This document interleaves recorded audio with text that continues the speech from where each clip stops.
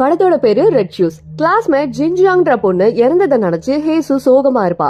அப்போ மத்த classmate Xinjiang போயிட்டு இருந்த ட்ரக்குள்ள குதிச்சு அவ உடம்பு 2 ஆகிடுச்சுன்னு பேசிட்டு இருப்பாங்க. அடுத்து கிளாஸ் டீச்சர்ஸ் வந்து ஸ்டூடெண்ட்ஸ் கிட்ட மெசேஜ டெலீட் பண்ணிடுங்க, போலீஸ் உங்களை விசாரிச்சாலும் நீங்க எதுவும் சொல்லாதீங்கன்னு சொல்லுவாங்க. அப்புறம் ஏசுவை தவிர்த்து எல்லா கிளாஸ்மேட்டும் கிளாஸை விட்டு வெளியே கிளம்பிடுவாங்க. ஆக்சுவலா கிளாஸ்மேட் ஒரு குரூப் சாட்ல ஜின்ஜியாங்ன்ற பொண்ணு ரொம்ப டீஸ் பண்ணதுனால ஜின்ஜியாங் ட்ரக்ல விழுந்து இறந்து போயிருப்பா. கிளாஸ்மேட் இறந்ததுக்கு தானும் ஒரு காரணம்னு ஏசு சோகமா இருப்பா.